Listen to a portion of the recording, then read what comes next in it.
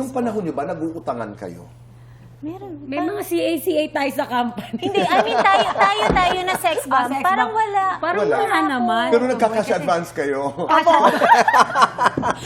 Nagka-cash advance kami. Tapos ngayon, pag nakakausap namin yung kinakash advance namin dati, nakausap lang namin kumustahan, tita, Ate Irene, pa-cash advance. Ano pa rin yung kulitan? Nabayaran ko ba lahat? parang ganun. Pero hanggang ngayon, ang inyong mga fans ay nagdedebate tungkol sa mga iba't ibang bagay. I mean, pag-usapan natin ito. Sa sex bomb, sino ba talaga ang pinakamagaling sumayaw?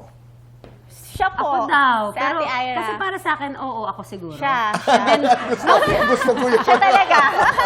No, kasi sobrang love ko lang yung dance. Iba lang siguro yung way ko ng dancing. Pero sa akin kasi ipipick ko rin si Rochelle eh. Oo. Magaling si Rochelle. Magkaiba kayo ng galaw. Saka isa siya sa inspirasyon ko kung bakit din ako natuto at gumaling. Naintindihan ko yun. Pero Ira, alam mo, ibang enerhiya mo. Oh, hindi po. Talaga ako wala kang nawawalan ng pinalalampas energy. na step. Kahit maliit, malaki, kahit ano talagang gagawin mo. Saka parang di po siya napapagod. Parang. Sa rehearsal po namin, parang lahat kami, ganyan na, siya nagtatumbling pa, nagsisplit pa. Sabi ko, magpahinga ka naman. Parang di po siya Kailangan makaluwag-luwag yung legs ko kasi 4 years po ako na-imbak, diba? Right. Nagtatatype lang ako lagi. Okay, so, yes. settled. Sino ang pinakamagaling kumanta? Yvette. Yvette. Oh, Siya at po least talaga. pareho. Sino ang pinakamaganda? Ako, just lang. Parehas po. May kanya-kanya po kami ganda. Joke lang si Aifa, Cynthia. Marami po sa amin, Madami. kanya-kanya Madami. ganda. Ang sex ba magaganda? Ako po maganda lang ako sa stage. Ang ganda ka naman. Maganda ka. Sino ang pinakaligawin? Hindi po ako.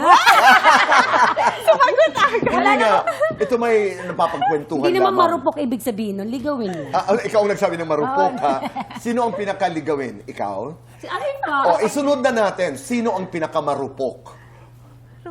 Feeling ko si Monique, kasi aga nag-asawa ni Monique. Sorry, Monique. Hindi kasi may mga kabataan na talagang nag-asawa na maaga si Monique. Feeling ko Okay. siya yung marupok. Sino sa inyong dalawa ang pinakamarami ang ex sa showbiz? Wala po. Ito yung mga iniiwasan kong tanong. Tayo lang naman. Pwede papatay sa Tayo lang naman. Siyempre, hindi ako yan, Tito Boy. Yung katabi ko.